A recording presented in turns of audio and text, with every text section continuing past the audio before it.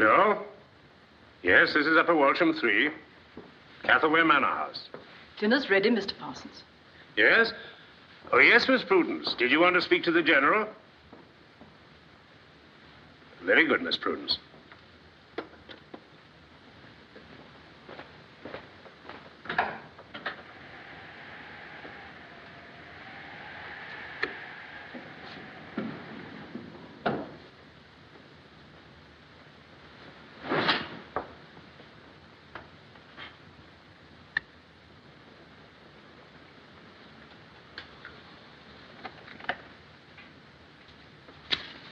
You must please be more careful with the blackout curtains, Mary. Miss Prudence will be a little late. 6:15 this evening in the forest of Compiègne, an armistice was signed between France and Germany. The resistance of France has ended. Her surrender is absolute, her fall complete. In Berlin tonight, a government spokesman declared that the conquest of Britain by the end of September is now definitely assured. He pointed out that the channel between Dover and Calais is a mere 7 minutes flying distance. There's one good thing about the wireless. You can always turn it off. You share it, Mrs. Dexter? Thank you. It's all so unreal and terrible. It's that announcer fellow that annoys me. He talks as if he had a mouthful of golf balls. It's wonderful that he can be so cheerful when he has to tell us such awful things. Dinner is served, sir. Oh, thank you, Parsons, thank you. Miss Prudence telephoned, sir. She said she'd be a little late. Oh. Is Dr. Roger in yet? Not yet, sir. I'll give you another 5 minutes. Why, Roger, you certainly keep late hours nowadays. Oh, hello, Wilfred. Good evening, everybody. I'm sorry. I hope I haven't kept you waiting. Oh, that's all right, Roger. Well, how'd you do, Vicar? How'd you do, Mrs. Malcolm? Your hospital must be getting some pretty bad cases. They're sending the worst straight down to the West Country. Most of ours are shock exposures. When men haven't slept for days on end, you have to teach them how to close their eyes. Heard the news this evening? Yes. Well, thank you, Parsons. Well, we know now where we stand, don't we? Napoleon conquered the whole of Europe. He never touched England. Napoleon didn't have 15,000 bombers. Well, there's no need for us to get excited. Don't you think perhaps it's time we did get excited? Why, Roger, please. Do you know what our enemies say every night in their prayers? They say, please, God, keep the English from getting excited for one more year, and we shall never need your help again. Oh, for goodness sake, let's talk about something cheerful. Oh, come on now. We've never had jitters in this old house, and we're not going to start this evening. Roger's right. We know where we stand now. And thank heaven for that. Now, let's go in before the soup gets cold. He's really looking remarkably well. When you think of all the hard work he's been doing. Yes. You have coffee in here, sir, or in the library? In the library, Parsons. Paul, Iris? No, thank you. Parsons, Yes, sir. did Miss Prudence tell you what that delayed her? No, sir. You're her father, Roger. It's no concern of mine, but if you want my opinion, Prudence is not behaving in a manner befitting her position. Yesterday afternoon, she took Bert Higgins, the gardener, for a drive in her car, instead of attending Lord Evesham's charity party. Bert Higgins is convalescing. I took out his appendix last month. Well, that doesn't confer special privileges. I remember taking out Lord Evesham's appendix a year ago. Do you know it was exactly like Bert's? Yes, that's a ridiculous argument. We don't shake hands with each other's appendixes. Or is it appendices? I'm not against equality. I'm perfectly prepared to be equal with anybody, providing they don't start being equal with me. Grandfather, I'm terribly sorry. I know I'm awfully late. That's all right, Prue. Good evening, everybody. Do you mind if I don't change? Of course not. We thought you'd been captured by one of those German parachute fellows. Bring Miss Prudence her dinner, Parsons. Well, what have you been up to? Oh, I got delayed in Gosley. I had so many things to do. Things to do in Gosley? Yes, I had my hair done and... You mean you drove 15 miles in wartime to have your hair done? Oh, I had a lot of other things to do at the same time. I did some shopping and I had my hair done and then I joined the WAAFs. You joined the what? The WAAFs, the Women's Auxiliary Air Force. We hadn't even heard you'd applied for a commission. Oh, I didn't apply for a commission. I joined the ranks. My dear Prudence, why on earth didn't you tell me? I could have arranged for you to be an officer. But I don't want to be an officer till I've learned to be a private. Are you aware that Annie Smith, who scrubs the schoolhouse floors, joined the WAAFs as a private? Yes, I told her she ought to. For generations, the Cathaways have been leaders, Prudence, not followers. In joining this woman's army, you are throwing aside certain, shall I say, traditions that have always entitled the Cathaways to lead. Quite possibly she was thinking of something else. What exactly are you suggesting, Aunt Iris? I'm suggesting nothing, my dear. I'm merely facing the fact that some of you girls of today would do almost anything in the world to be different. You think it clever to be different, even at the expense of your own family.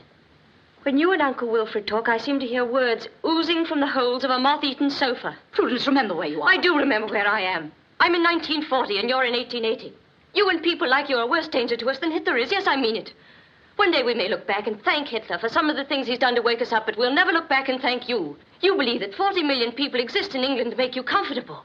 You hate this war because you knock your shins in a blackout. You grumble about it because it deprives you of your favorite German bath salts. And what's more, you fear it because the common men who are doing the fighting may suddenly begin to doubt the importance of risking their lives to keep the Uncle Wilfreds and the Aunt Irises in a mortal part of England. Give me a glass of sherry, will you, Parsons? Yes, Miss Prudence. Shall we go into the library? Yes.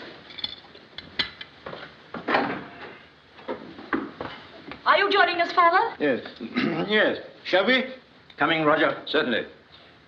We had some excellent chocolate meringues tonight. I shouldn't miss them if I were you. I'm afraid I was rather rude, Parsons. On the contrary, Miss Prudence. If I may say so, it had flavor.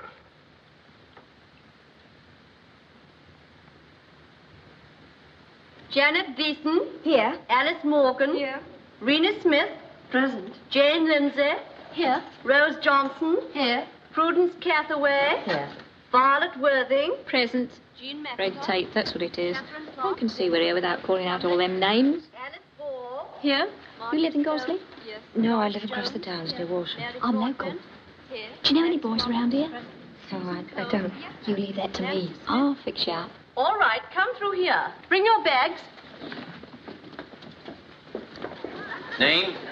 Alice Webb. Size? 14. 14. 14. Name? Janet Walker. Size? 12. 12. How's that? You look like a colonel. Wish I looked as Well, you. If I'm a colonel, you're a full-blown field marshal. got a lipstick? Yes, I think so. Here you are. Thanks. Think we're going to like it here? Oh, I'm sure we are. What's your hat number? 27. Fine, that's mine too. How about trying for a nice corn together, eh? What's your name? Me? Violet. Violet Worthington. Take off that lipstick. You're in the army now, and makeup doesn't go with uniforms. I'm sorry, I'm sure. I didn't know.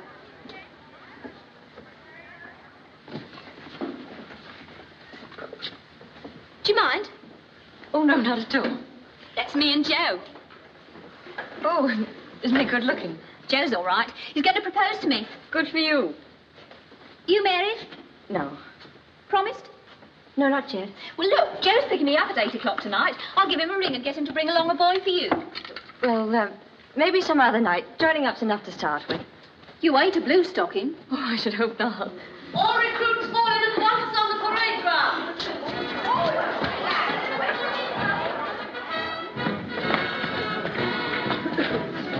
Number one marker, fall in. Number one squad, fall in. Swing those arms. 1, 2, 3, 4. Left.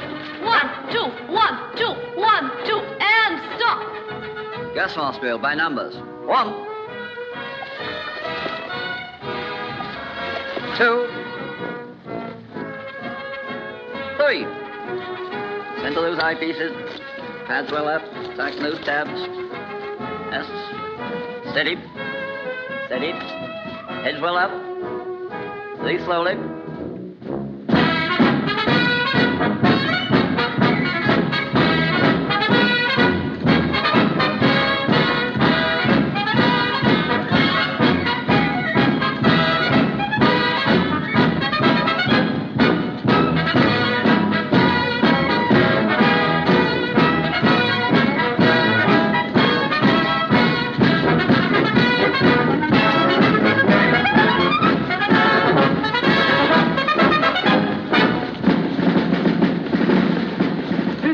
What are you doing tonight?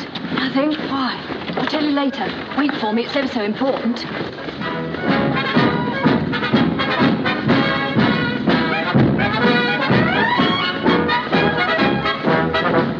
Happening! Hot! Left turn!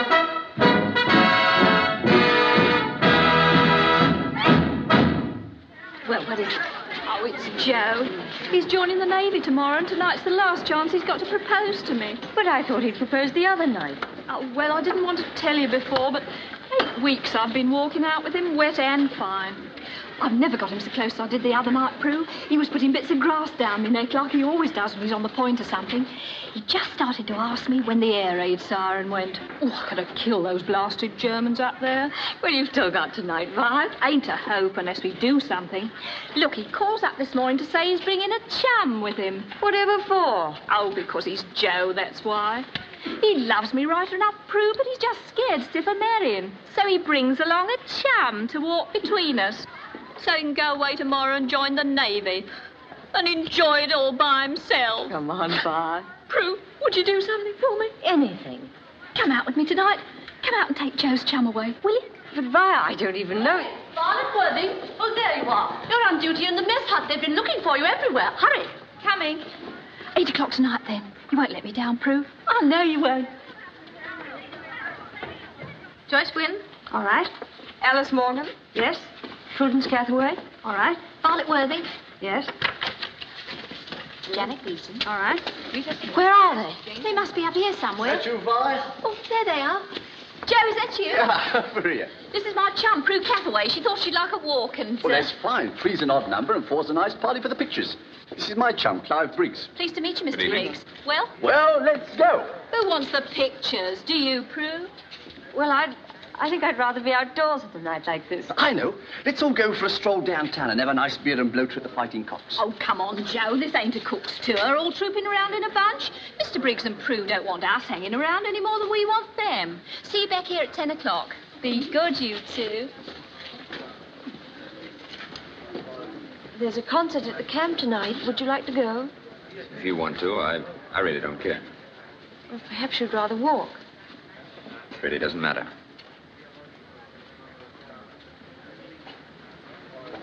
Is this what you usually do when you come out like this? I don't usually come out like this. Oh, I beg your pardon. You're a very superior sort of WAAF, aren't you? I'm not in the least superior. If you really want to know, I came out to help a friend. Or didn't you realize that Joe and Violet happened to be in love? No, I didn't. To be honest with you, I'm not the least interested in Joe or Violet. Look. They're bombing Dover. Or is it Canterbury? No, it's farther north. Over the Thames estuary. I think they're going right through to London. They'll be bombing our camp one of these days. Don't worry, they're not going to waste bombs on a WAAF camp. Why not? My dear girl, don't you realize that a big bomb costs £1,000? We could go around the world on the price of one bomb. We need one each to do it well. Seems a waste, doesn't it? Paying goes another trip around the world. Cigarette? Oh, thanks.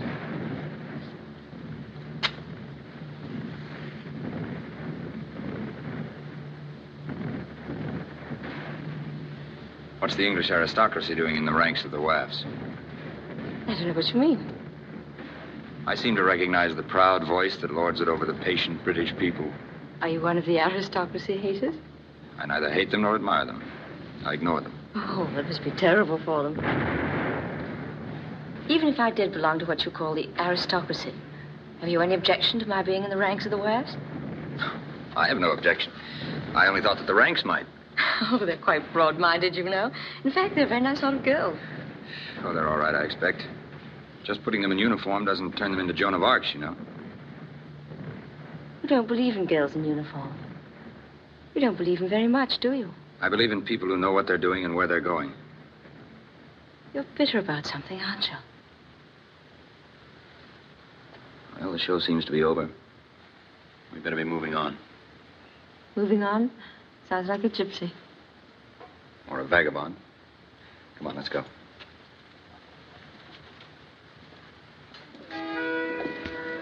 Well, here we are.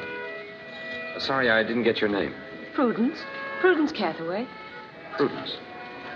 Oh, good night, Miss Cathaway. That you, Clive? Oh, here we are, Joe. Hi there, Prue. Yes. Well, good night, old girl. I'll write regular. Take care of yourself, Joe. Thanks awfully, Alec. I did have a lovely time. See you Sunday for dinner, Ted. Mother's expecting you. Good night, Tom. Well, it seems that everyone... Goodbye. Shall I see you again? Oh, I don't know. How about Saturday in the afternoon? Well, I can't promise. I may be busy. I'll wait for you down at the river. Well, suppose I can't get away. If you can't, won't make any difference. At least you tell the truth. Good night. Good night. You're a fine one, leaving a chap in the lurch. Had the girl had a nerve busting in like that? What was she like? Webb? Present. Cathaway? Present. Worthing? Present. Stone? Here. Walker? Here. Banning? Present. Sherman? Here. All right, thank you. Good night. Good night. Prue, I'll never be able to thank you for what you did tonight. Don't be silly, Vi. Worked out fine. I didn't even have to ask him. Came quite natural. I'm glad he looked awfully nice. I knew you'd like him. Oh, what was that chum of Joe's like? Oh, he was all right. I couldn't see him in the dark, but he smelled clean. Good night, Prue. Good night.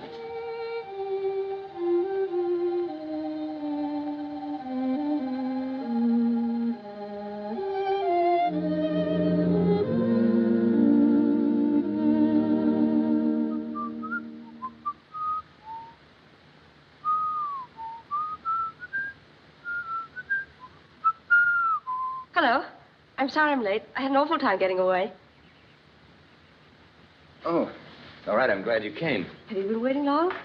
No, I just arrived myself. So you're the girl I met in the dark. Yes. Here I am. Should we go for a walk? All right. Just a second. Enough to drive a poor woman crazy. Feed the whole army single-handed. I say, miss, table for two. Table for two. He has a whole pea has table for two. Miss, 2 poached eggs, please. Poached eggs. Every time I pass that chump's table, he shouts poached eggs. Just a minute, I'll be there in a second. Waitress. Just a second. Waitress, miss. Well, what do you want? Waitress, do you remember me? Yes, what is it? Well, it was a long, long time ago. Here, where's my jam tart? You've had your jam tart. Didn't you see me give it a tart, miss? You took it away to take the fly off, and you ain't brought it back. Oh, that tart. Rosie? Yes? Where's that jam tart I gave you? Coming up. Please, Grown-up miss. woman can't take a fly off a tart. Yes, what is it? Well, we've already given our order, but... Well, why didn't you say so, tiresome people? What is it you wanted? Jam tart. Waitress, wait! Yes, don't get excited. I'll be with you in a minute. Here, Mrs. O'Hanlon. There you are. There's your jam tart. Thank you. What's the matter? Where are you going? We'll come back another time. Thanks, just the same. Well, what do you think of that? They take the table and keep it for half an hour, then they just walk out. Here you are, too.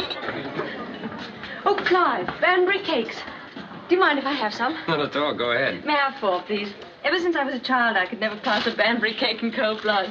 No, never mind. Okay. How much is it? 1 shilling, please. There we are. Thank you. Right. Thank you. What's that? Just lightning.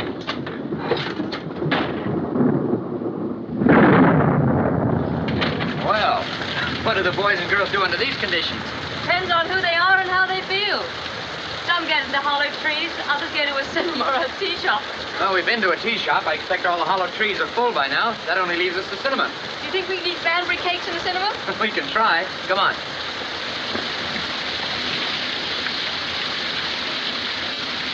$6.30. Well, that settles that. What happens now? Shall we go back to the tea shop? No, please. I'd rather be drowned than suffocated.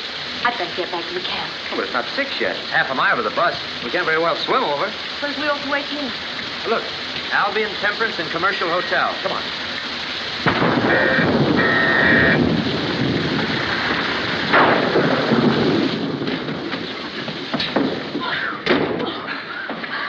Good afternoon. We'd like a room, please. Certainly, sir. Pa! What is it? There's a lady and gentleman wants a room. Hello? Well, what do you want? We'd like a room where we can have a fire lit and dry these things and have some tea set up. Hey? We don't have no room. But the girl just said... I don't care what you said. I say we don't have no room. This ain't the sort of place you want. I have my reputation to keep up. Reputation? I'd say you have, you dirty little pipsqueak. What you need is to open the windows and let the smell out. Then open your mind and let the smell out of that. Get to the police station, Emily. I'll show you there's still order and decency in this country, war or no war. Clive, let's go. Emily, go down to your mother. I'll call up myself. Hello. You're very nice. Think you can go where you want and do where you want, coming into a respectable place? Here, get in the... First, please. All first, please. Oh, Gosley Camp, please, too. We don't pass Gosley Camp, sir. You want number 17. What? Says we want a number 17. Where do we get a number 17? At the crossroads, miss. You get one takes you right past the camp gate. Thanks. Next one goes by at 7:20.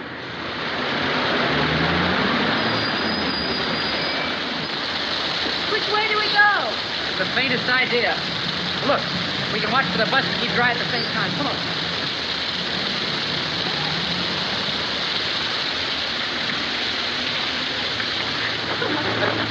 Well, this has been a great day. Crowded out of a tea shop, shut out of a cinema, thrown out of a hotel, and turned out of a bus. One feels the warm heart of England. You're shivering. No, I'm all right. Have a Banbury cake. No, thanks. I think I'd prefer something that blends a little more neatly with the weather. What's that? Whiskey. Have some? Help the Banburys down. Never touch it. Go on, do you good. Oh, always take the cork out of a bottle before you hand it to a lady. Especially when it's a lady in a haystack. Go ahead. Don't be afraid. How's that? Good. Did you ever get stinko? Blind, unconscious stinko? No, you? Mm-hmm. 2 nights ago. Blind, blotto, out. Why? Why not? Well, people generally have good reasons for getting blind, blotto out, don't they? Yes, I suppose so. Tell me, what's it like living in a WAAF camp? It's like a clock winding up, hour after hour, the spring getting tighter and tighter until you feel if you see any more women or hear any more women, you're going to burst out screaming. You've just got to talk to a man sometimes. Any man. Anything with a pair of trousers on. Well, I'm anything with a pair of trousers on. I didn't mean that. You know, the other night, when I met you, I couldn't see anything, but I knew exactly what you looked like in the daylight. What do I look like? Oh, you're rather good looking, really. Nice sort of face. Nose a little on the fine side. Mouth a little too big. One of your ears sticks out a little more than the other. Did you know your face is slightly lopsided? Now, wait just a minute. But your eyes are good. Nice deep brown. A little tired looking. 8 hours perhaps. You're better than a smack in the lug yourself. What's a smack in the lug? An old friend of mine named Monty. If he says you're better than a smack in the lug, it means you're all right. Let's start that. Not starting anything. I just said that you were all right. That's a perfectly decent, respectable thing to say. Hey, you're still cold. You better have a little more. I want to ask you, why aren't you in uniform? Come on, just a little one. Well, will you tell me when I get stinker? Blind stinker? I'll be delighted, madam. Don't feel anything yet. You will, don't worry. No, really, I feel quite clear. Just makes me want to talk, that's all. You know, I may not look it, but I'm tough. I can take it. Do you know, last Christmas I had 3 glasses of port, and I won a ping-pong match.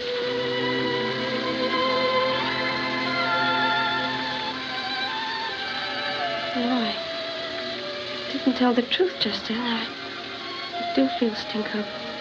Quite stinko, in fact. Don't look at me like that. Kiss me.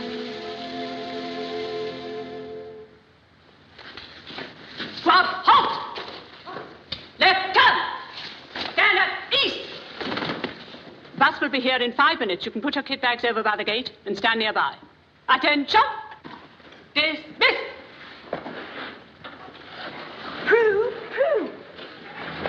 Somebody's asking for you over by the stile. For me? Yes, go on. I'll look after your bag. Thanks. Hello. Hello. I hear you're leaving today. Yes, we're going to Boxgrove. You look so beautiful. I haven't changed. You're so honest, so real. Well, here's the bus. I must go. How long will you be away? 3 weeks. 3 weeks? Is that such a long time? No, it's just... You'll be gone. No, I'll be here, Prue. I promise I will. You know, Clive, when I get back, I'll be due for leave. You will? Let's go away then. I know a good hotel on the seacoast of Leaford. Oh, I'm afraid I can't. I have to go home. I promised to. Clive, come home with me. Me? To the ancestral home of the Cathaways? It's not so far from here to Walsham. We take the Tunbridge train. The pride of the family bringing home the man she found in the dark. You're not funny. I've never been more serious. Prue! Quick! I must go. Goodbye. Goodbye, Prue. And remember, you're coming with me to Leaford. I'll drop you a card when I get back with the time of the train to Tunbridge. You mean Leaford? Tunbridge, goodbye!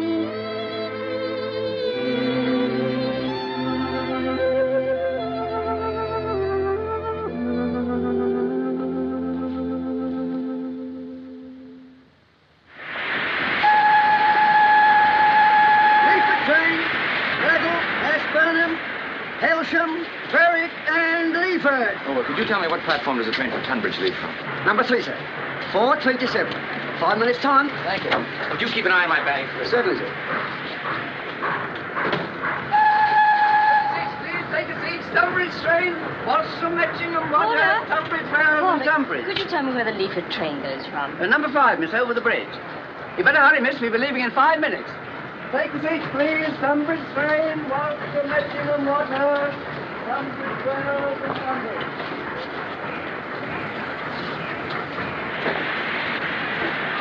Here's an empty one.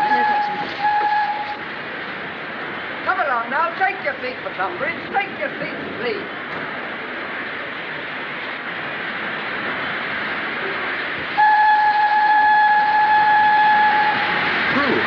Clive! I've been looking for you. Where are you going? I was going to Tunbridge. You mean leaving? We better hurry. We'll get the other one, too.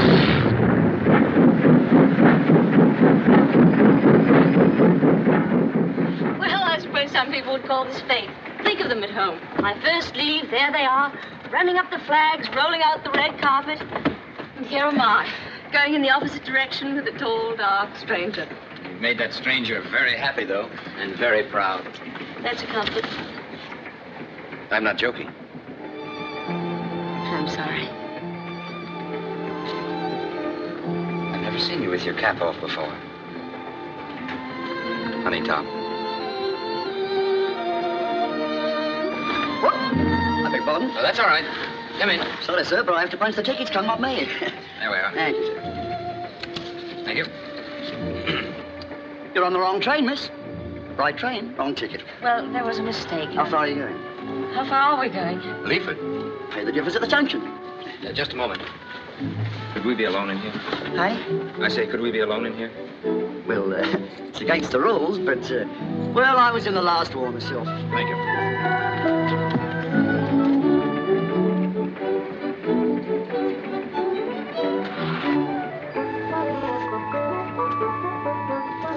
Don't forget, miss, you still have to pay the difference. There are still some human beings left in the world. He's quite a character, isn't he? You know, it's hot in here. Could you do me a favor? Anything you ask, sir. Could you change into something less official? That is, if you have anything else in that bag. Yes, if you want me to. But what's wrong with the uniform? Well, isn't it rather warlike for a holiday? Can't we forget the war and everything about the war for 6 days? 7 days, really. 6 nights and 7 days. All Sunday, all Monday, all Tuesday. Now you can look out of the window. Country's beautiful, isn't it? Ah, superb. We're just passing a watercress farm. Did you know you can grow mustard and cress on old bits of flannel? One of our gardeners used to do it. One of your gardeners? How many gardeners precisely do you have? We had 5. 5? And I suppose when you were a child, you had 6 nurses and 10 rocking horses. What on earth do you want 5 gardeners for? We didn't want them. Our garden did. 5. Well, I suppose that's one of the privileges of the idle rich. You talk like one of those Hyde Park tub thumpers who goes in for class hatred. If a man owns a chain of tea shops and employs 100 girls, oh, that's fine, that's enterprise. But if he owns a country place and employs 5 gardeners to grow food, oh, that's the aristocracy grinding the faces of the poor. We're always reading about this blessed land, this England. But who do you suppose keeps this blessed land in decent condition if it isn't the poor tax-bled landowners? Oh, you're the voice of England. The good old England that loves its horses and its cows and sheep because they never ask for a raise in pay. I'm not going to argue with you. Here, hold this a minute, will you? You talk about the idle rich. My goodness, you just try being rich and idle at the same time with taxes to the sky. Oh, I wish I had some better things. I left them all behind to be Spartan and businesslike till the war's over. You should feel honored, sir. I'm wearing one of my last pairs of silk stockings for you. Sorry I'm taking such a long time. Suppose you're getting tired of looking at all those cows and sheep that never ask for a raise in pay. All right, you needn't buy the countryside any longer. Throw me that book, will you? Thank you. Well?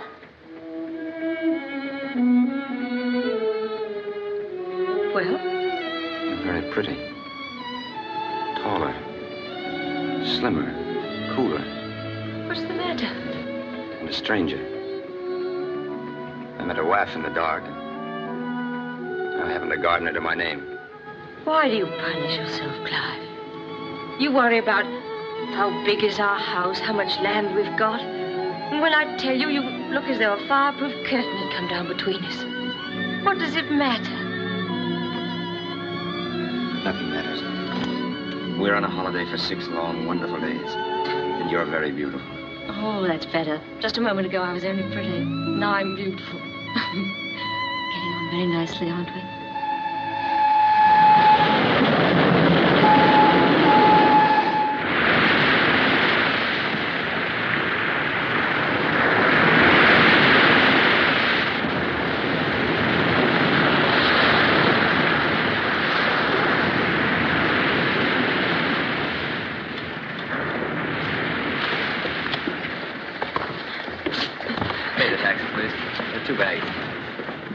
Clive. Yes?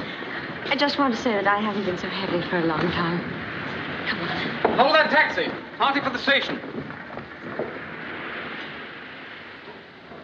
Good afternoon. I have a reservation. Mr. Clive Briggs. Just a moment.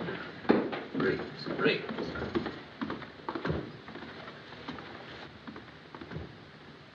We've reserved a nice double room on the first floor, sir.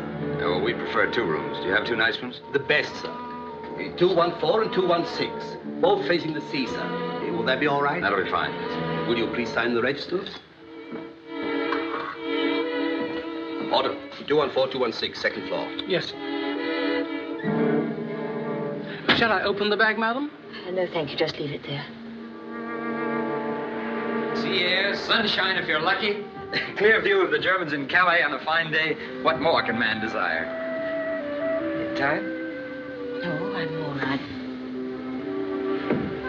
What's the matter? Nothing. Look here. If you've suddenly changed your mind, why don't you say so? You're free to do whatever you like. You wanted me to come here. Well, here I am.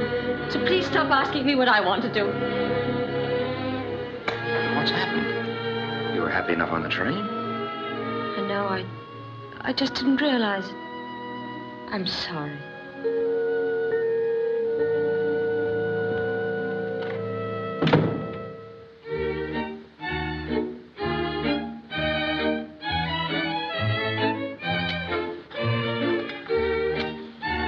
Brandy, sir? Took your brandy? No, thank you. No, thank you. You're not very full up just now, are you? No, sir. We kept up very well this season until the Germans took Calais. If you'll excuse me, sir, I'll turn on the news. The loudspeaker's in the lounge, but you can hear perfectly at this table. Shall we have a walk? Get some fresh air? But don't you want to listen to the news? Can't we forget that for one night? This is the Home and Forces program. Bruce Layton speaking. Here is the 9 o'clock news. London. The Air Ministry announces that at 6:30 this evening, a large formation of enemy aircraft was sighted over the Thames estuary. Our fighters immediately engaged.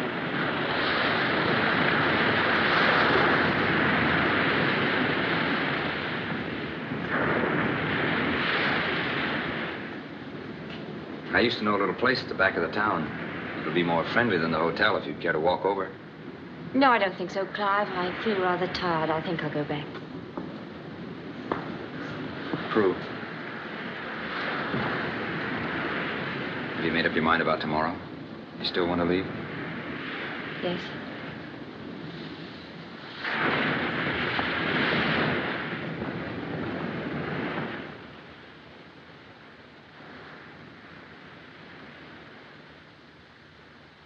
Come on.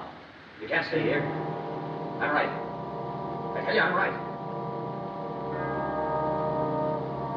Come on, move. Don't you see? There aren't any more.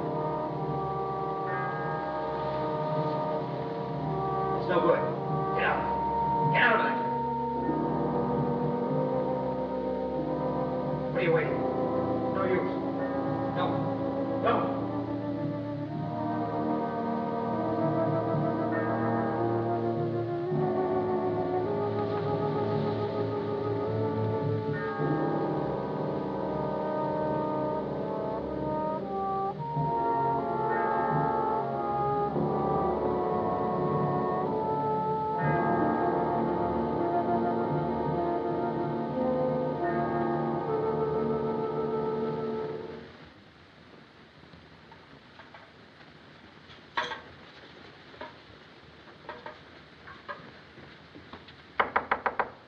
Yes?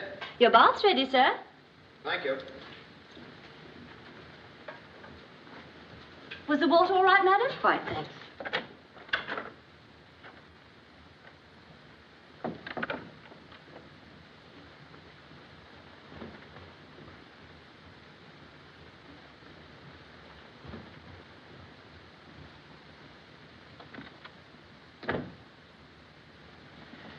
Well, sir, they were over Portsmouth again last night, I hear. I must say we are very lucky. Touch wood. Hot milk, sir?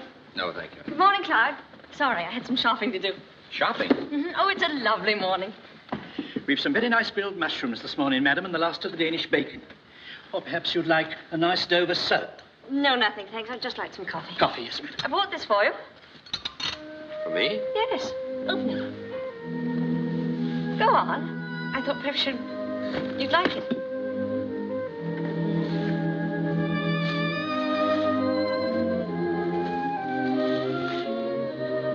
Prue. You look so funny walking down the passage in your little shriveled up Burberry coat and those bare legs. I used to have one, you know. I left it somewhere. I don't remember. You shouldn't have troubled Prue. Wasn't any trouble.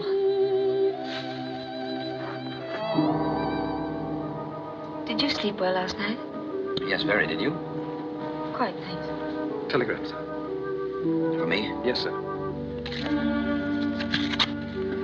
The bags are down, madam, at the porter's desk. Thank you.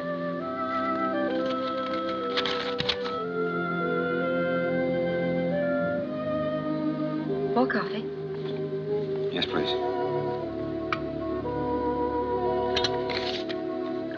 I told them to bring the bags down. Thanks.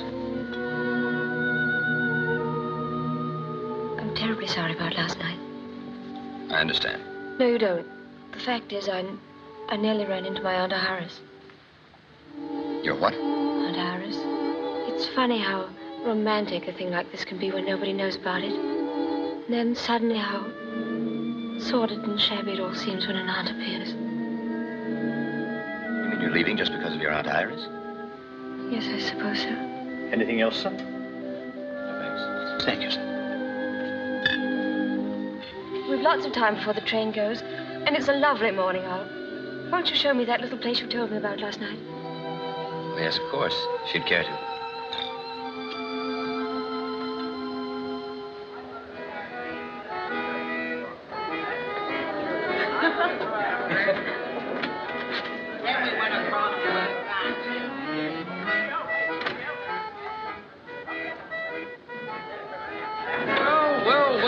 Well, if it is Mr. Briggs. Well, this is a surpriser. Mr. Ramsbottom, Miss Cathaway. How do you do, miss? Miss Cathaway wanted to see the coach and horses. Lovely. Is it very old? Old, miss? My great-grandfather was stable boy when Lord Nelson stopped here one night on his way to Portsmouth. You ever see a cart that size? That's 38 pounds. My father took that out of the Arun River on his 82nd birthday, the day before Queen Victoria died. Really? Yes, he did indeed, miss. Hubert. Yes, sir. 2 places for Mr. Briggs. Yes, sir. How about a nice drop of brown sherry before lunch? Well, don't you think we ought to start back, Clive? It's past 12. Oh, there's still plenty of time. It's only 5 minutes from here to the station. I'd hardly have known you, Mr. Briggs. You look so much better. Seems no time at all since you were here last. What's happened? Aren't you Would you ring up the Grand Hotel and ask them to send our bags around, please? Certainly, sir. Aggie! Ring up the Grand Hotel and ask them to send Mr. Briggs his bags round. Right you are, sir. The middle window table has got to the cheese, sir. They'll be gone in about 15 minutes. Clive, don't you think we'd better go? Don't you worry, miss. We're not going to have Mr. Briggs wait for any 15 minutes. You just come along with me. Aggie? Is number 2 room being cleaned up yet? Yes, sir, that's yourself. Good. This way, please. You came on the right day, Mr. Briggs. A nice Michaelmas goose with apple sauce. Fine. Cauliflower, coach and horses style, chestnut cheese, and plum tart with junket. And a drop of cream. Cream in what, Clive? What's that? Just a lift, miss. Every convenience for our guests. It's quite a novelty. Goes from here right down into the kitchen. Mrs. Cobble, 2 goose, chestnut cheese, and plum tart for 2. Well, here we are. Here's something that I hope you haven't forgotten about, Mr. Briggs. Oh, the Mull Special. The Mull Special it is, sir. How could I forget about that? Just wait till you try this. There. Well, how is it, miss? It's Strong. It's delicious. Special to the house, miss. A secret formula dating back to the old smuggling days. Well, luncheon immediately. Aggie! Aggie! To Mr. Ramsbottom. To Mr. Ramsbottom. Oh, he's perfect. He might have come straight out of a Dickens story. Yes, that's where he probably found himself. I suppose he's just conforming to the popular opinion of what he ought to be like. We all do that one way or another. What's worrying you, Clive? Me? Nothing. You told me you slept well last night, didn't you? I did? Why? I heard talking in your room, and I wondered... Talking? Yes. It was probably the man in the next room. There wasn't any man in the next room. It's all right if you don't want to tell me, but I know there's something. There's nothing. Cigarette? Thank you. What's the wire? Secret? No. You can read it if you care to. Wangle, 24 hours leave, coming down for binge Monty. Who's Monty? Oh, he's a friend of mine. You'll like him. Better than a smack in the lug, wasn't it, Monty? Yes, that's Monty. I'll wire him back. We'll meet somewhere else. Will you be going back to Gosley from here?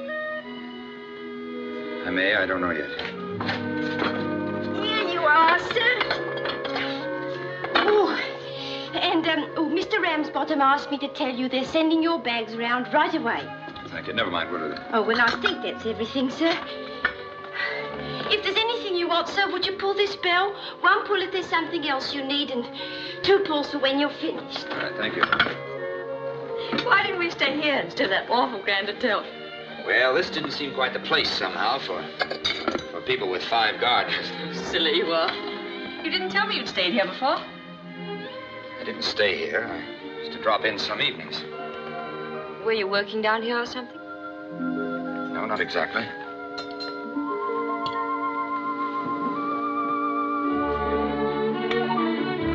Would the gentleman like his coffee served in the drawing room? Not until we finish this priceless nectar. To the memory of the happiest lunch I've ever had. We've ever had. Oh, I'm beginning to feel awfully happy. So am I. I'm afraid we're going to get stinko again. Oh, I like this place. It's good luck to us. We don't quarrel here. It was awfully good of you to give me that dressing gown. There was another one with a velvet collar. Only I didn't think you'd like it as well. I'd like to tell you how grateful I am, but I don't quite know how. There's no need to, Clive. No, I really must. I must tell you what all the love poems in the world have tried to say and failed. That of all the things on earth, God has made no more exultant, more beautiful, more noble a thing than a man and woman who truly love each other and are willing to fight the world for what they believe in. That's what all the poets have tried to say and never have. Those must have been wonderful drinks. No, Prue. I'm afraid it isn't the drinks. You really believe that? About poetry and two people in love? Yes. It's one of the things I really believe. I think it's true. If two people are very, very lucky. Are we very, very lucky? I hope we are. Here's the man with your bags, sir. Sent around from the Grand Hotel, sir. That'll be $1 shilling to pay, sir. All right, there you are. Thank you. Oh, thank you, sir. Well, better go. It's nearly 1. Suppose we ought to ring for the bill. Oh, yes. What was it the maid told us? 1 pull if we wanted anything else, 2 when we'd finished. Well, that's 2 then. Do you believe in omens? No, I never have. Until now. Neither have I. Come in. You ring, Mr. Briggs? Yes. Is this room to let? It is, sir. The gentleman only moved out this morning. Do you have another one? No, sir, I'm afraid there... Wait a minute, sir. We certainly have. And a very interesting one, too, sir. Well, what do you think of that, sir? They say it's an old smuggler's hiding place. This way, please. Mind the steps, miss. Mind your head, sir. Well, Mr. Briggs, how do you like that? We can have it cleaned up in no time. Oh, it's splendid. Good. I'll send the girl up right away, sir. Thank you.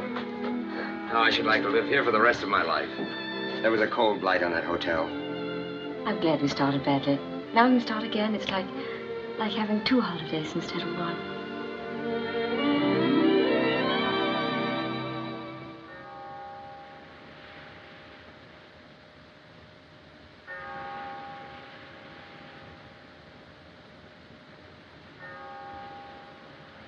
No good. You don't want to die here. Don't.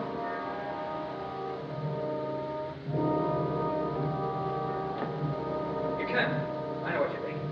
But I'm right. I'm right. Don't.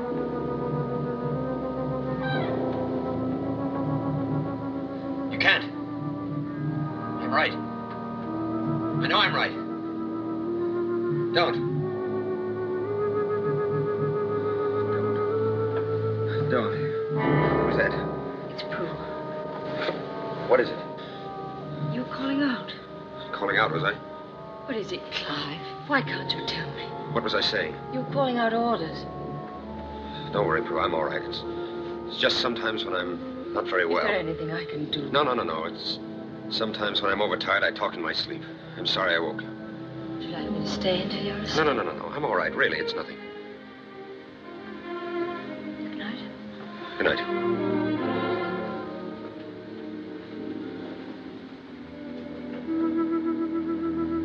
Clive, Yes? you were in the army, weren't you? Yes?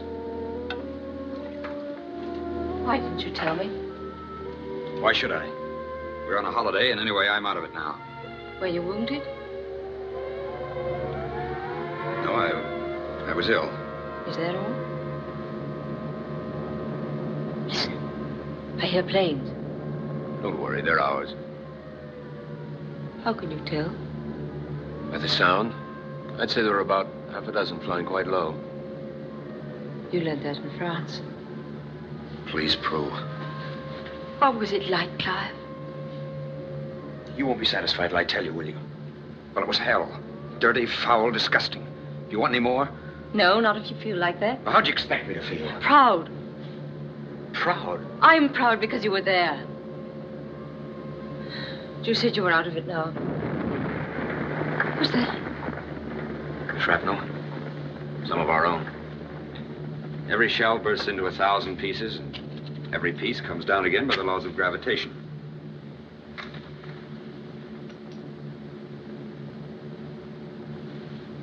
Come here. I'm afraid I'm not very brave. You are brave. You're very, very beautiful. Funny. Suppose a bomb dropped. Suppose I were killed and they found me here in this room with a strange man. I shouldn't let you down. I'd go into your room. Suppose you were killed, both of us, just as we are now. Then we'd both be dead and we wouldn't care a hang. It was a bomb. The closer it is, the safer we'll be from now on. It's 1,000,000 to 1 against 2 bombs landing in the same spot. It was worse than this at Dunkirk, wasn't it? No? It was 100 times worse. Clive, Yes? I'm so glad you were there. Is that all you're glad about? No, it's just one thing I didn't quite understand.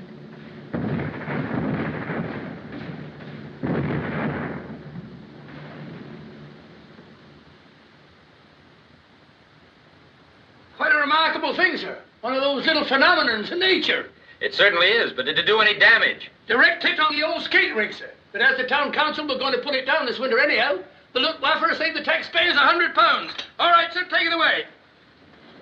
These eggs ought to taste fine, sir, after what's just happened. Out of evil cometh good. You better be careful of these eggs. They're very special. Oh? What's excited Mr. Rams for? The air raid. He tells me he has 12 chickens, and every one of them laid an egg when the bomb went off. Come in. There's a gentleman here to see you. That's the first time I've been called a gentleman since I joined the army. What cheer to the old cock robin? Monty. Oh, sorry, Nipper. They never told me you had company. Come along in. We didn't expect you down quite so early. This is Prudence Cathaway, my friend Monty. Pleased to meet you, miss. Good morning. Won't you sit down, Mr. You might just as well call me Monty, miss. Everybody else does. A little bit of all right, this. Would you care to have something? No, thanks, miss. You see, I have my lunch around 1.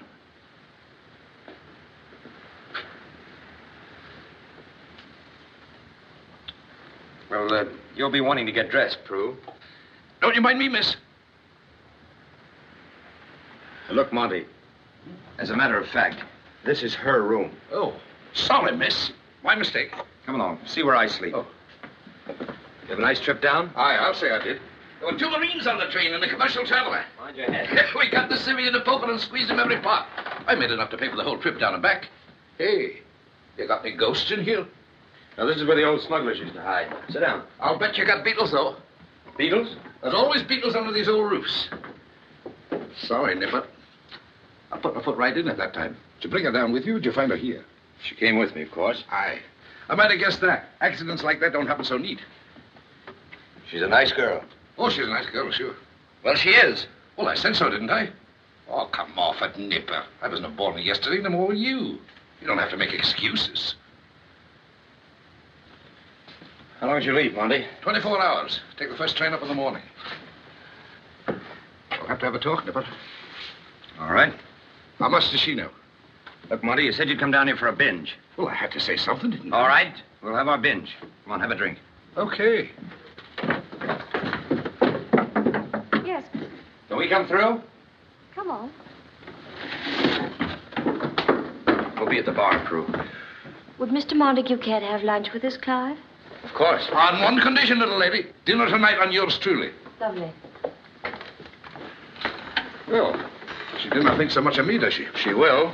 If you stop thinking she's what you're thinking. Okay, Nipper. I'll treat her as if she were a bloomin' society debutante. Then you'll be treating her for exactly what she is.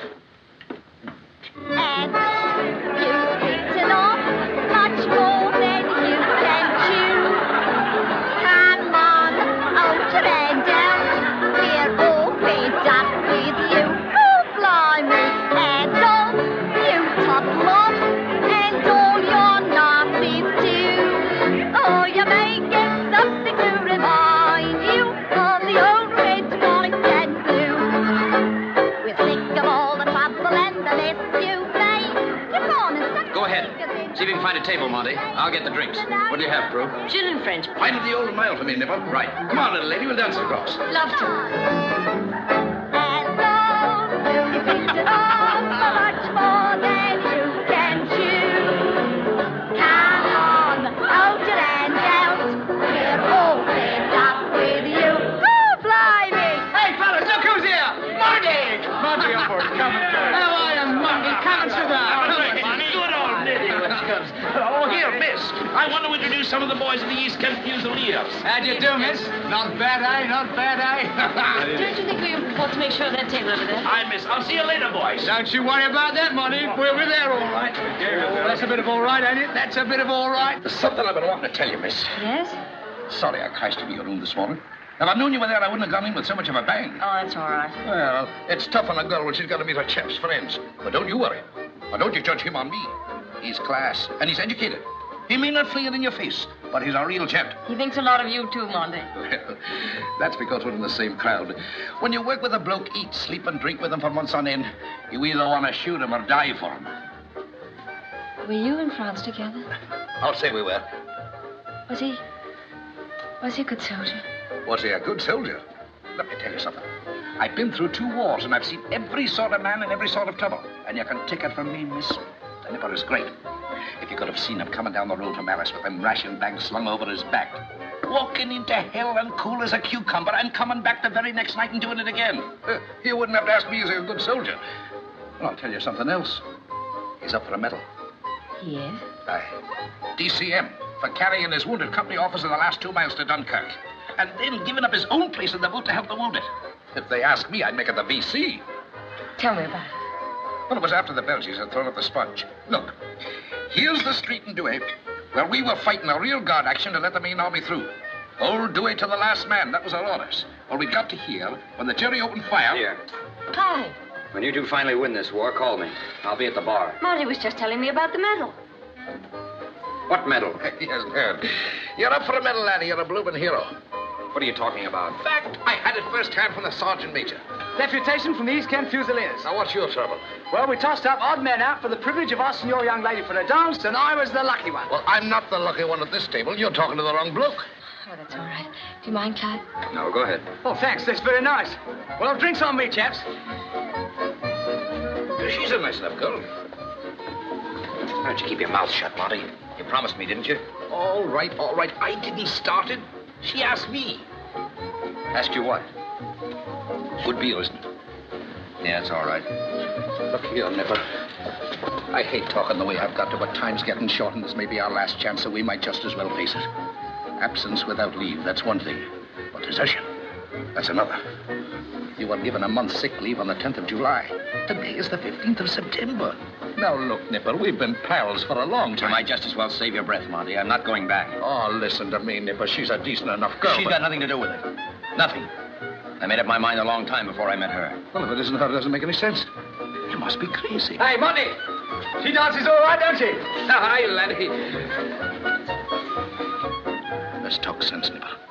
We've all felt the way you do one time or another. Get so sick and tired we want to clear out and never come back, even if they shoot us. But when the time comes, we always go back. You don't understand, Monty. It's bigger than what you're talking about. It's bigger than me. It's just something that's deep down inside me. Oh, it's got nothing to do with being afraid or sleeping in the mud or going without food. It doesn't bear talking about. It's just there and nothing can ever change it. Look, Nipper, you can't get away with it. It's getting tougher every day with the military police stopping everyone on the road for his papers. Sure as I'm sitting here, they'll pick you up. The pleasure's all mine, miss. See you later, gents. Hi, Larry. What were you saying, Monty? Who pick who up? Oh, those motorists on the road. If a man's in uniform, they always pick him up and give him a lift. Yes, the war has made people more generous, hasn't it? Will you dance with me, Clive? Yes, of course.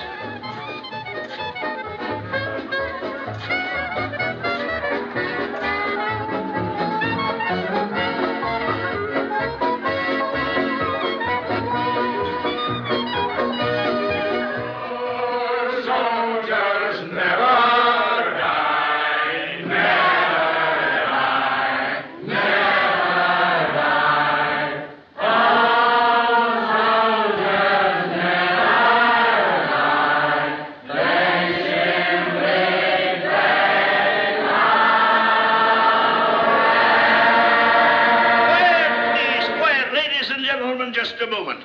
Everyone in this room is singing but one man. One man.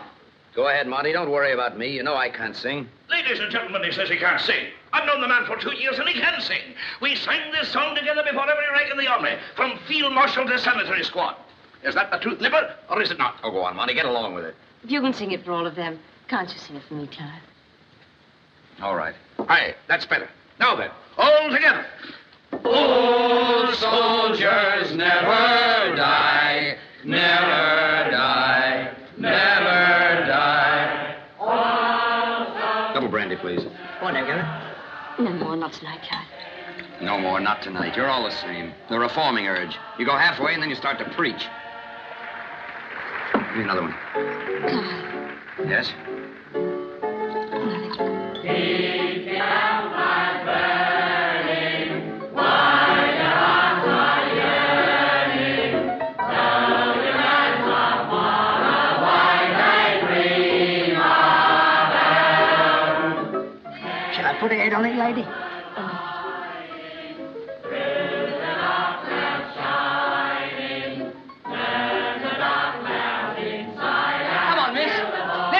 Sing as well as you can dance. Now then, off we go.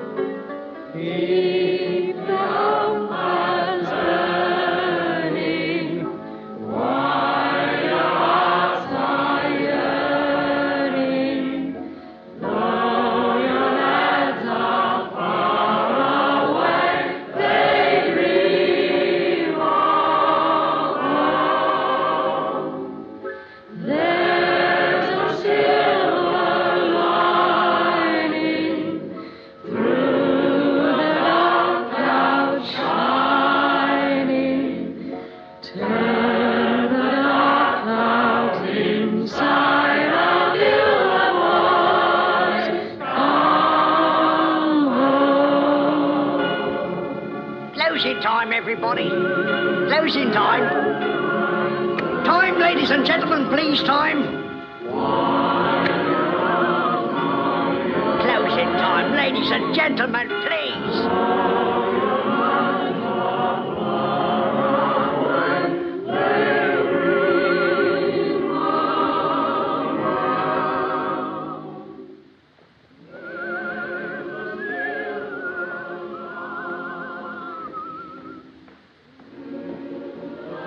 Well, good night, Miss Prue. Thank you for them dances. Good night, Monty, and thank you. Very lovely. Well, Monty, do you mind, Miss Prue? I'd like to have a word with Clive before I go. Of course. There's just one thing I want to say to you. I hate to come back to it again, Nibble. You know how the captain feels about you. When he first heard you were overstaying your leave, he thought you were sick and couldn't write. Even after they've been weeks trying to find you, he was still hoping it was something you couldn't have. It was very noble of the captain to be troubled about me. Yeah, well, one night he sent for me to come to his room. Monty, he said he's your pal. See if you can find him and get him here before it's too late. If he's not here by midnight Monday, he'll be posted as a deserter. And after that, there's nothing we can do. He's too good a man to have his life ruined. Now, those are the captain's very words. Too good a man to have his life ruined. That's why I want you to come back with me, Nipper. Monty, I'm sorry. I've tried to explain. There's nothing more to say. What are you going to do? I don't know. Good night.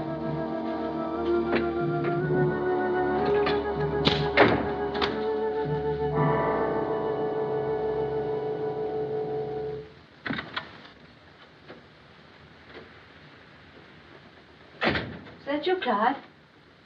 Yes, it's me. The unfailing Mr. Ramsbottom. Barley water.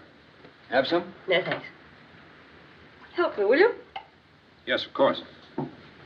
Monty looked so worried when you said goodbye to him. All evening you both seemed so mysterious and strange. Please, Prue. No, really. When I was dancing, I saw you two leaning across the table, whispering together like a couple of conspirators. Have you two got some horrible secret? Did you rob the church box when you were little boys? Or has one of you a wife and 6 babies hidden away somewhere?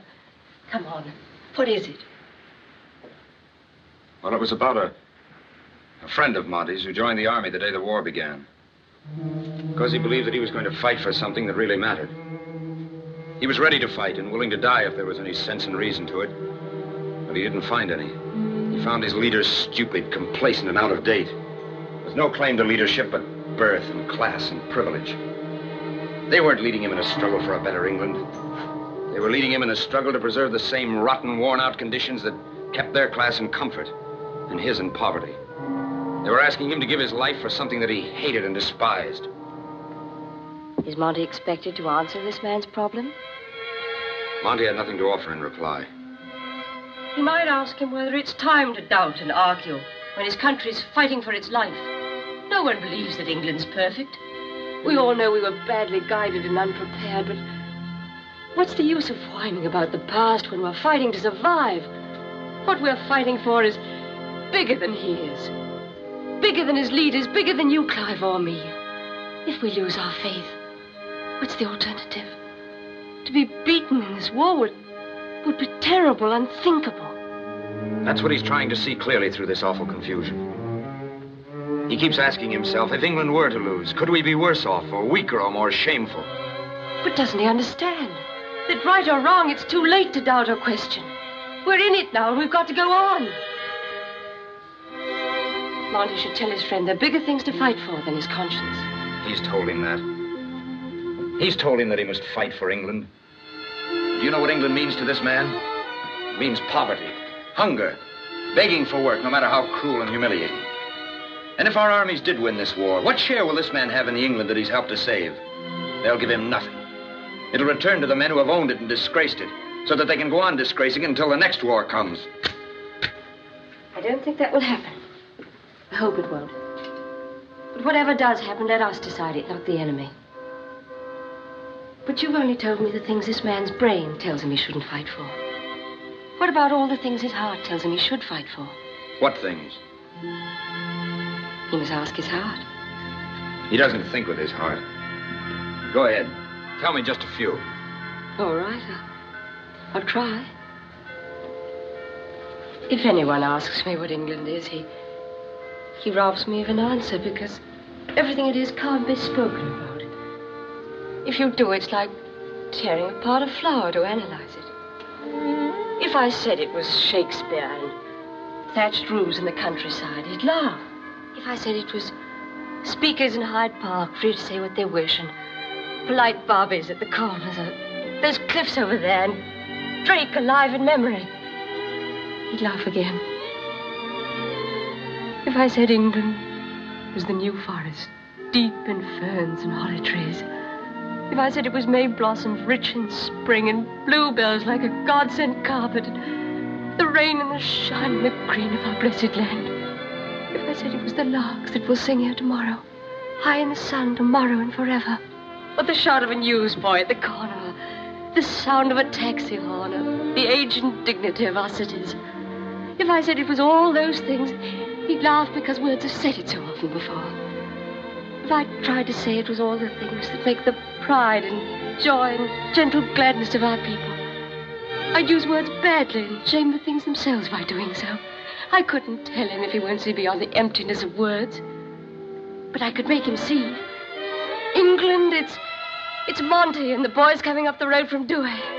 It's you, Clive, helping the weaker men into the boats instead of getting in themselves. Whatever this man is, blood and bone, mind and heart and spirit, England made him, every part of him. Even if he doesn't understand the other things, he would understand that. When he says the word England, it must be for him as it is for me, like music that's rich beyond the power of music. Those are the things. And he must go back and fight for them, because that's England too. Knowing that we'll never be beaten. Knowing that we won't give in, we just won't.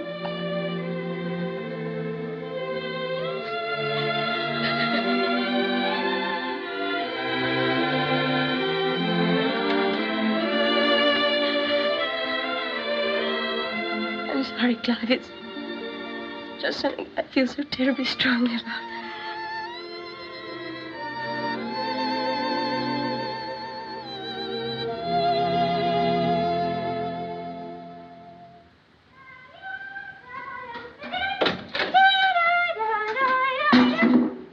Sorry, Mum. Excuse me. I thought you was gone too. Gone too? Clive? Clive?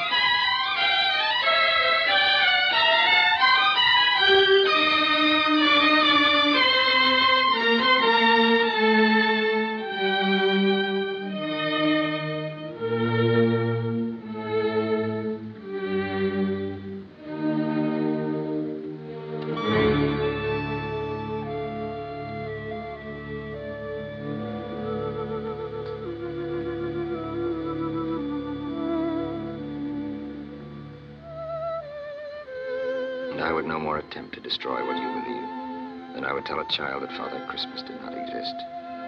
Where I'm going, I don't know and I don't care. I'm tired. I want to say how decent you were. I wish I'd been more decent to you. Goodbye. And our coming from the darkness into the light of knowing each other was very, very sweet. Shall we meet again after all this is over? I hope so.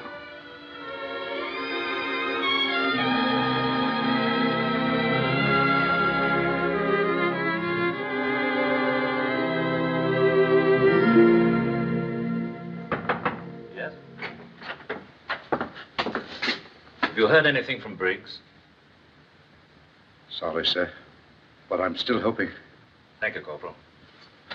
Yes, go ahead. It's up to you now. Yes. All right. Thank you. Take this down, will you? Clive Briggs. 226567.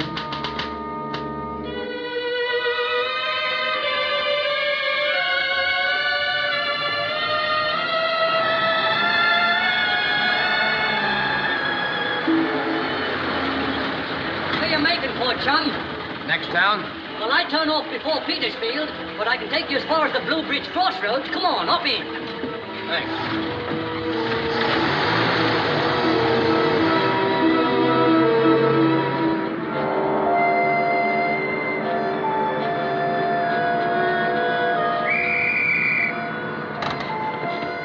What's that? A military barrier. They got the wind up. All these parachuting spy scares. You better get your card out. Where are you for, mate? Guildford. Identity cards, please. Here, who was that? Hey, where are you going? Hey, come back here! Corporal! Corporal the guard! Turn out the guard this way! Who was that?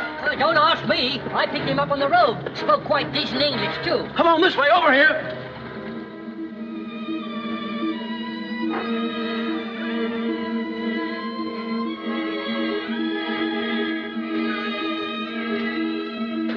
Now watch this. Hey, you, wake up.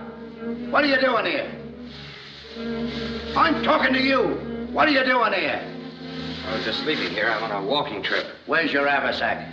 You go on a walking trip without a haversack, can't you? No, you don't. There's a spy scare around here. We got it from the soldiers last night. You better come along and explain yourself. Don't be silly. Here, you, what are you trying to do here?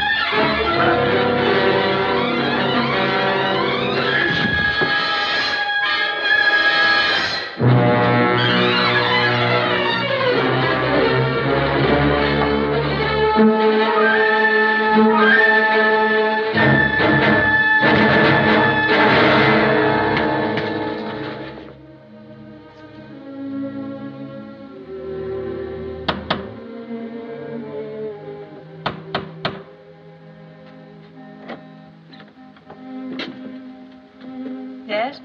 I'm sorry to trouble you. I've had a slight accident. I don't think it's much, but it doesn't seem to stop bleeding. I wonder if you'd be kind enough to bind it up for me. All right, come in. It's silly. I had a fall from my motorbike. Tire burst. Sit down. I'll be with you in a minute. Thank you.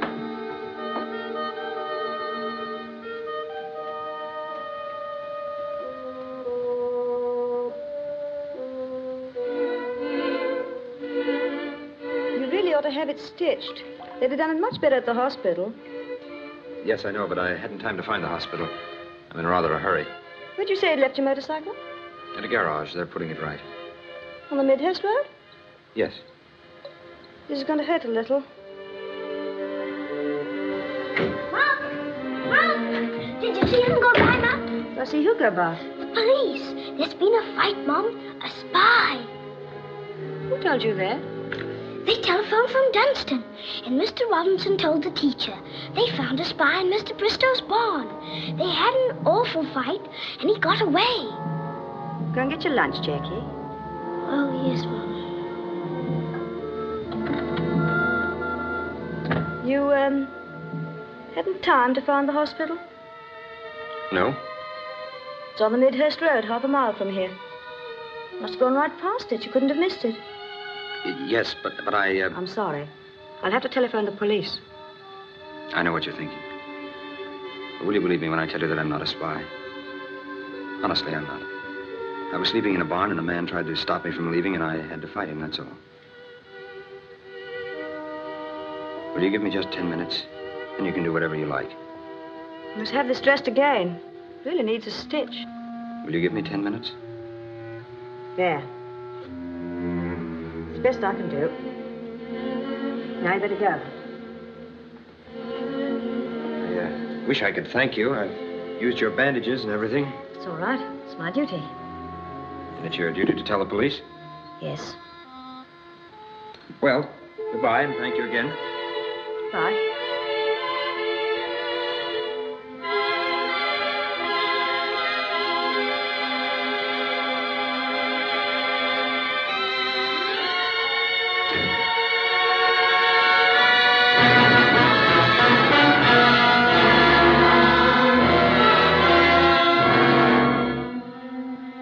Bed number 7, first floor. How much? 10pence. One night, please. Oh, no. Identity card, please. Yeah. Bed number 10, first floor. Righto. Bed for one night, please, and bath. Identity card, please. I'm afraid I lost it. You know the law. Have you reported it to the police? Yes, but I haven't got my new one yet. Well, they must have given you something. Never mind. No trouble.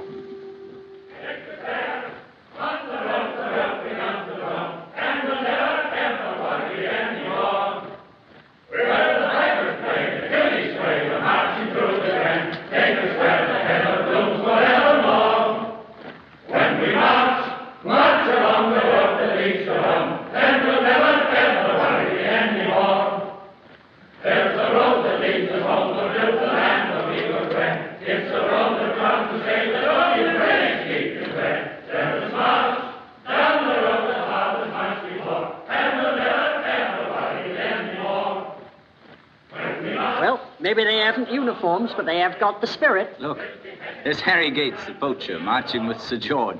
Ah, poachers is the men for the Home Guard, sir. They know this country, every inch of it. Well, I must be getting along, sir. How's business these days, Sergeant?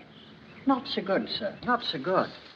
They tell me there's a lot of them German spies come over with our chaps from Dunkirk, disguised as Tommies. We got word of a young fellow acting peculiar around Midhurst yesterday. But there, all they had against him was a wounded hand. Goodbye, sir. Don't forget the police concert Saturday. I'll be there.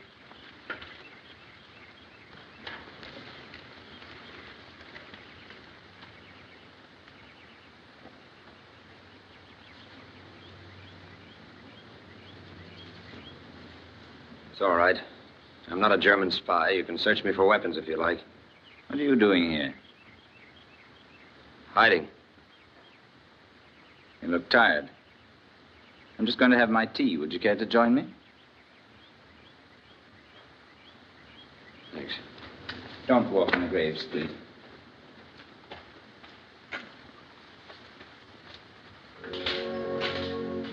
Beautiful. Norman, isn't it? Really old. Yes, it's quite old. The western transept's Norman, the nave and the tower are 13th century. Excuse me. They say the villagers themselves built it in their evenings after work. They must have believed in those days. Really and truly believed. No one has that kind of faith today. You sure? Perhaps you're only speaking for yourself. If you're not a spy, may I ask what you're hiding from? I'm a deserter.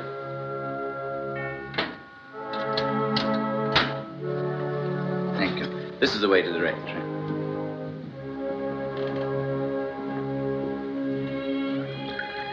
You like it strong? Yes, please.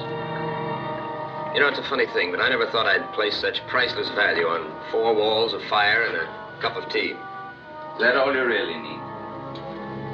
No, I think most of all I need peace of mind. Would you be good enough? Over in that cupboard, you'll find a cake jar. Over there. There's some sherry there, if you prefer it. No, thanks.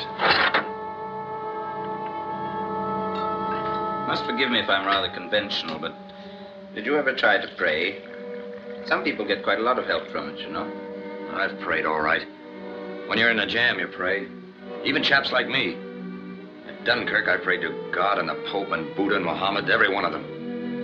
I was too tired to pray later on, but when I could, I prayed to them all. No sense in taking any chances when it doesn't cost you anymore, is there? Sugar? No, thank you. Try one of these homemade cakes. No, I don't think I could eat. That's because you're tired. Rest a while and try again. Where do you intend to go? Where do I intend to go? I wish I knew. Of course, I suppose I could stay here and cry sanctuary. Then you'd bar the door and no one could take me away. Isn't that the ancient rite of your church? We've no physical sanctuary any longer. But we do help some people to find a greater one. A spiritual sanctuary. Peace of mind, you called it just now. I'm sorry I was rude. Doesn't matter. I see you as a symbol of our age. An age of reason that's driven out the age of faith. How can you have faith in a thing when your reason tells you that you can't believe it? Reason deals with the things we know. There are a lot of things we don't know. Faith is useful when reason can't go any further. Faith is simply the quality of believing beyond reason. Isn't that perhaps what troubles you? You're not running away because you're a coward. All the reason in you calls out against going back to fight in a war that seems warped and ill-defined. But the faith in you says you must fight, so that England shall not go down. There's a girl who said that. A beautiful girl who believed that. Your mind and your soul deadlocked in a struggle. Your body the battleground. Yes, it's simple, isn't it? You get so tired, so exhausted. Time comes when you just can't go on running anymore. I'm tired of being a hare to their hounds. I loathe being chased, and I hate myself for hiding every time I see a uniform. Maybe you're right. I mean, partly right. Perhaps I should give myself up. Tell them what I've told you. As much as they'll listen to.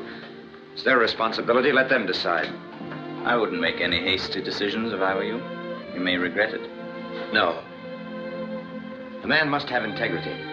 He's not entitled to free thought unless he's ready to pay the price of admitting it. If I dare not admit what I believe, then I have no right to believe it. You may stay here tonight if you wish. I've a choir practice at 7. No, I'll go. And thank you. You've helped me a lot. At least I know what I'm going to do now. Do you feel strong enough? Yes. Whatever you do, don't think anymore. Trust your feelings, not your reason. If you do that, I believe your problem may soon be over. Thank you again. And goodbye.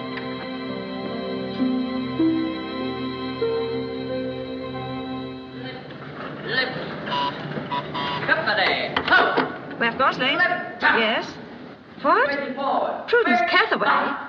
Sorry, we can't bring anyone to the telephone for personal calls. But this is very important. I'm talking long distance. I said we can't bring anyone to the phone for personal calls. Then will you write this down, please?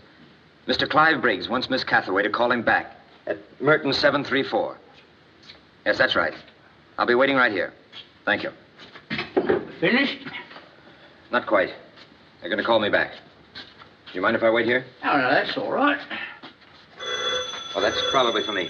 Hello? Yes, I'm calling Gosley. What? Oh, 1 and 6. Thank you. I owe you 1 and 6. Well, that's all right. Pay me when you leave.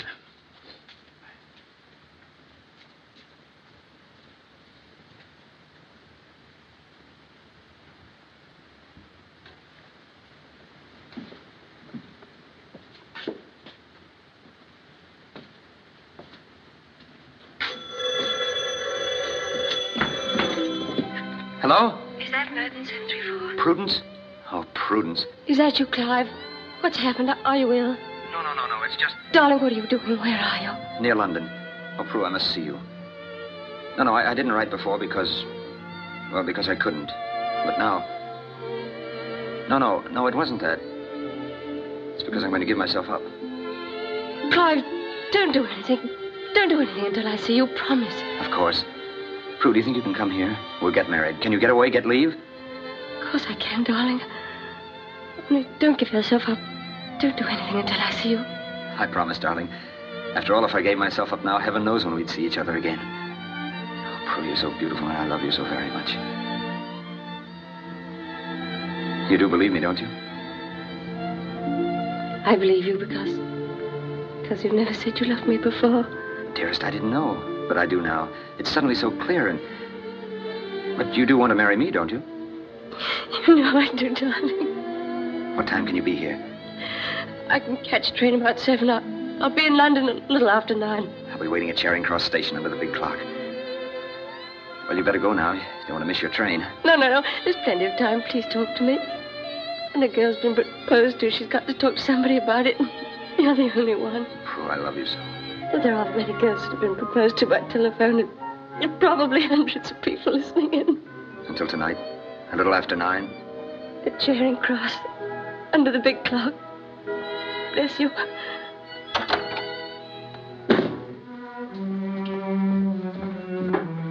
Here's your 1 and 6pence. Could you tell me, is there an underground nearby? Down the street, round the corner, take you right to Leicester Square. Thank you. One moment, please. Can I see your identity card?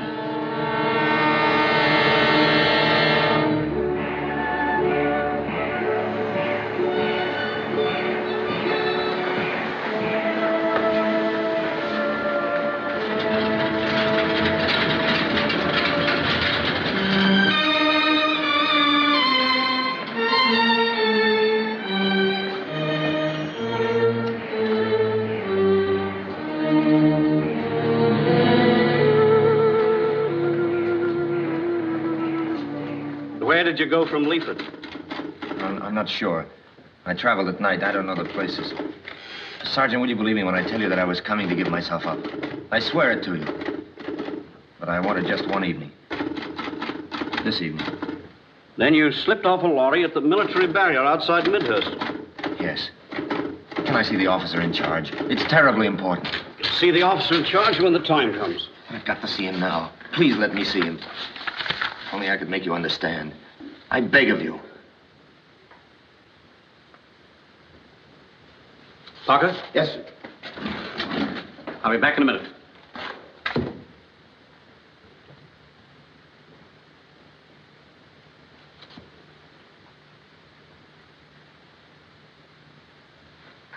All right. Come with me.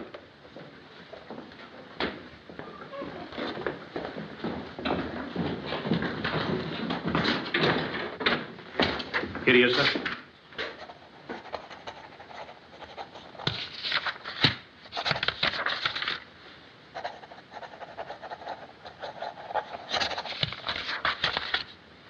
Yes?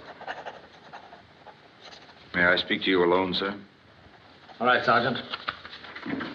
They're calling from your home, sir. Hello? Is that you, Thomas? Tell Lady Helen I'll pick her up at carriages at 9 o'clock. No. Put out my full dress uniform. Tell Robert to have the car here in half an hour, will you? You wanted to speak to me, I believe. If I may, sir. Well? I hardly know how to begin. I want to ask you a favor, sir, and I know I have no right to ask it. I had an appointment to meet someone this evening. And I want you to believe me when I tell you, sir, that it means more to me than I can possibly explain. What are you here for? Desertion, sir. I see. According to your deposition, you had already made up your mind to surrender. That's true, sir. Immediately after I'd kept my appointment. You volunteered on the first day of war, I see. Yes, sir. Arras, Dunkirk, twice mentioned in dispatches. Recommended for Distinguished Conduct Medal. I don't quite understand. Why did you desert? I tried my best to fight for my country, but I found there are too many people in my way. I'm ready to accept whatever consequences there may be, but will you trust me, sir? I give you my word of honor that I shall be back here within 2 hours.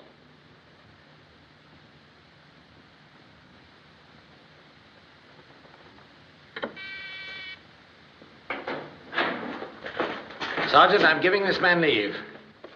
Leave until 12 o'clock. Captain Marshall will be on duty then. Will you tell him it's my personal responsibility? Very good, sir.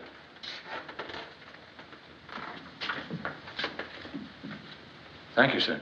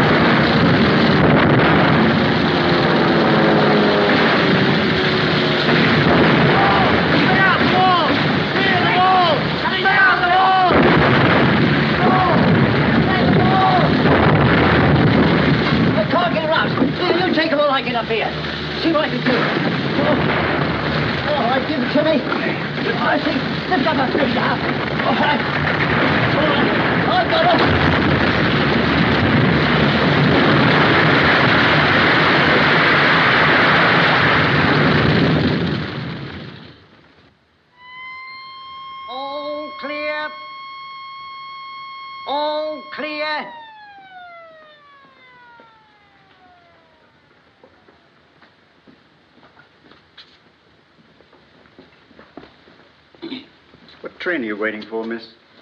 Oh, I seem to have missed someone. Mm. Yes, I've missed them.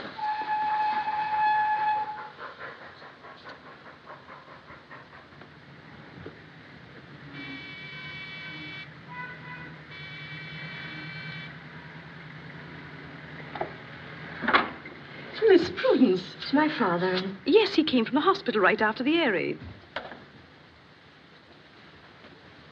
Why, Prue, this is a surprise. Hello, Father.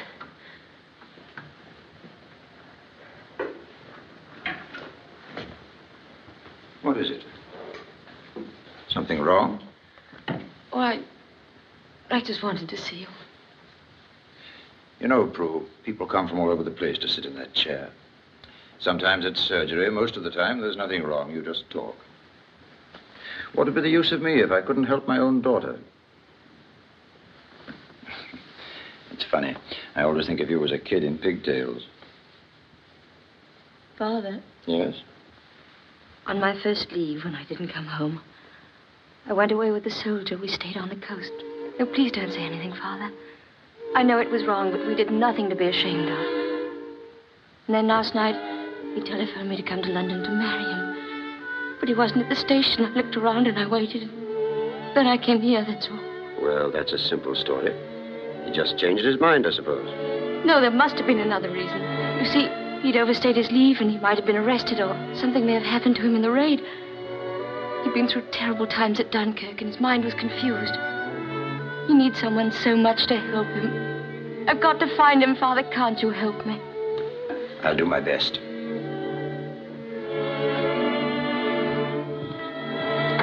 Miss Collin. Yes, Doctor. I want you to call military police headquarters in the casualty clearing station. Ask if there's someone there by the name of... Briggs. Clive Briggs. Thanks, Miss Collins. Like some tea? Who is he? That is, if you care to tell me. He's just a soldier. Private. But the moment I met him, I knew... Why is it like that, Father? We weren't in love then. What makes it like that? The wisest of us don't know that, Prue. It's so many things. It's how old you are and how the moon is. And what tune the orchestra played and left ringing in your head. Everything you've ever done or thought in all your life somehow makes a tributary stream that pours into that one moment. Excuse me, sir. St. John's Hospital on the telephone. Well, thank you. Yes? Dr. Cathaway speaking. Oh, hello, Ferris. Yes, that's the name. Oh, I see. Yes, it is. I appreciate that. I'll come at once. Goodbye. He's been wounded in the head by some falling debris. They're going to operate in half an hour. Ferris is a very good friend of mine. Do you want to come?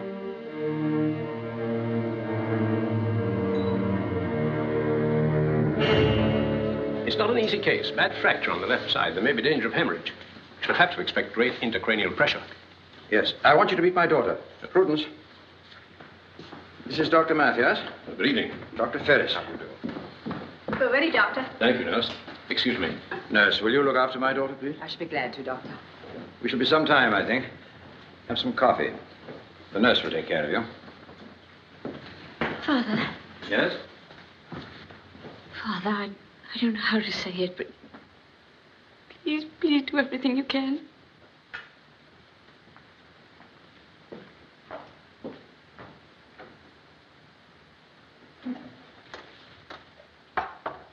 Oh, thank you.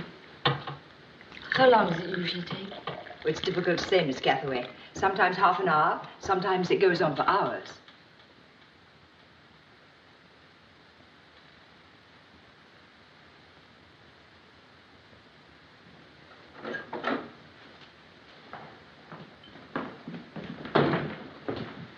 Is he all right? My dear, in cases of this kind, there's no way of telling. Could I see him now? No. He mustn't be disturbed till the morning. Now, come home and get some sleep. Father, Yes? are you very tired? No? Could we go somewhere? I couldn't possibly go home. Why, of course.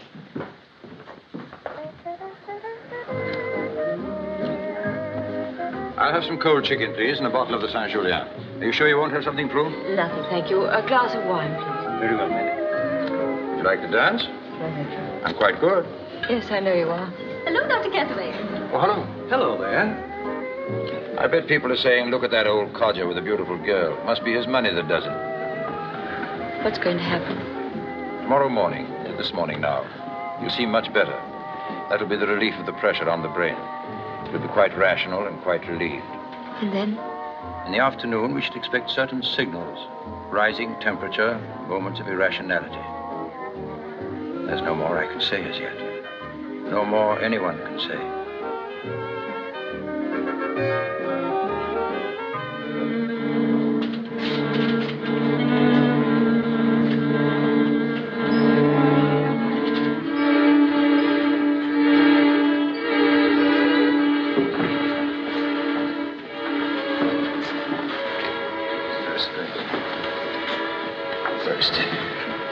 Now just be patient. In a little while. I'm thirsty. The doctor will be here in a few minutes. We'll see what he has to say. Please. I'm thirsty.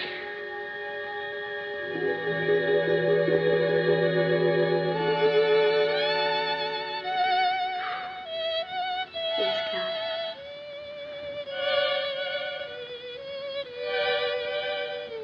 How did we get here?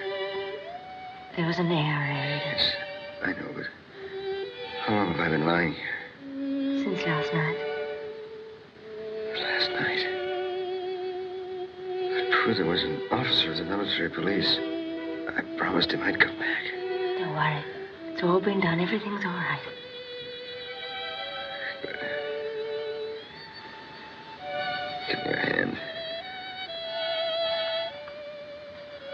My father, Clive. Well, young man, he certainly seemed to have had a grudge against you. Thank you, nurse. It's all right. Dr. Cathaway, has Prue told you that I want to marry her?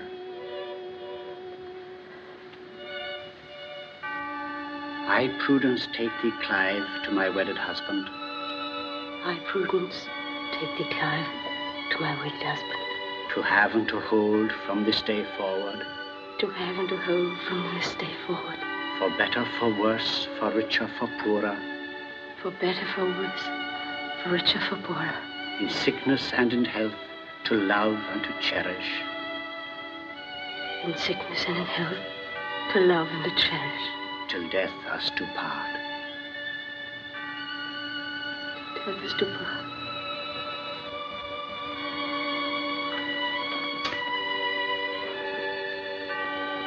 With this ring I thee wed, and with all my worldly goods I thee endow.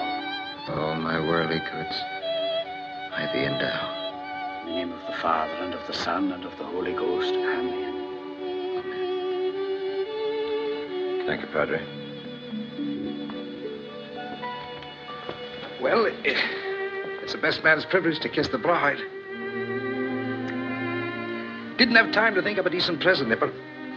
I'll get you something permanent when I have a chance. Here.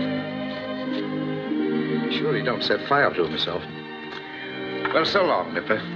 All the boys send their regards, and the captain says get better quick, because he'll be wanting you. Oh, here. Here's something he wanted me to give you. He always did say you were a highbrow. What is it, Prue? Shakespeare. Thanks, Monty. Tell the captain I appreciate it. So long.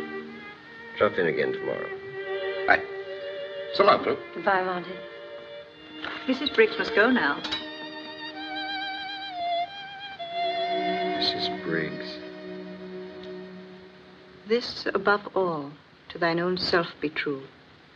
And it must follow as the night the day. Thou canst not then be false to any man. Farewell. My blessing season this in thee. This above all, to thine own self be true. How is he? I think he's a little better. Is that you, Prue? Yes, darling. It looks much better. I am better. I feel clear-headed. Better than I have for a long time. God.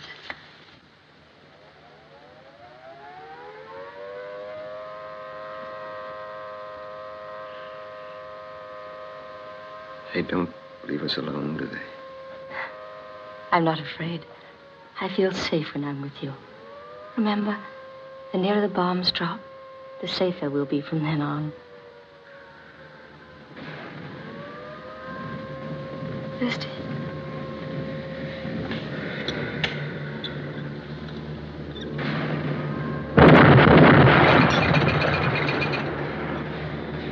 You must go away now. Away. Yes. You mustn't stay here. I won't have you here.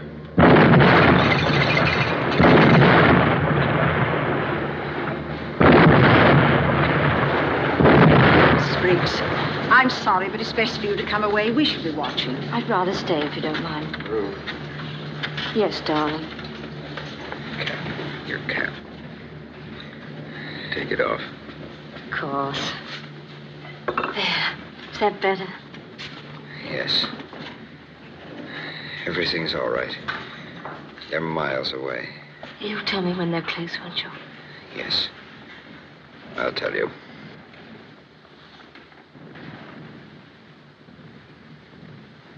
Honey top.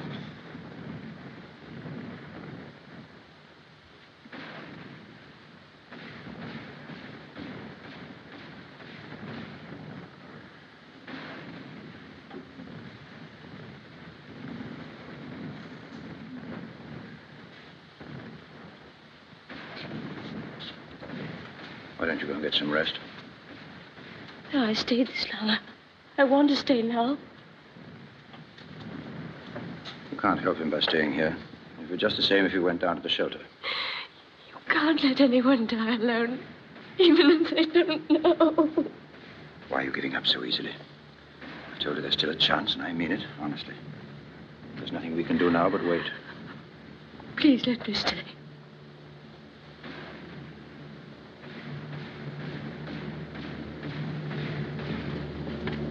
I brought you some tea.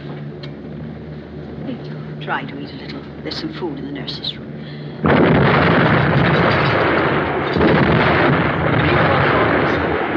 Those who can't be taken downstairs, we've orders to move them under the bed to protect them from falling debris. No, no. Please don't humiliate him like that.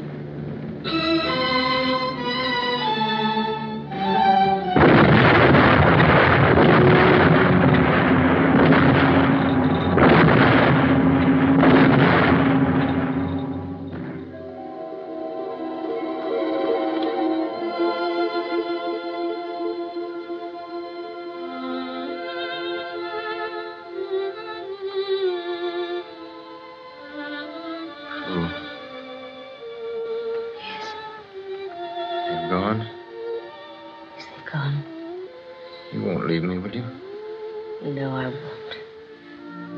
Do you feel better? Yes, I'm better. You know, I was thinking, Prue.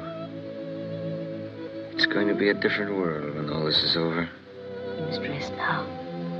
Someday, we're going to fight for what I believe in. But first, we've got to fight for what you believe in. You were right. We've got to win this war. We've got to. We will. This above all. To thine own self be true.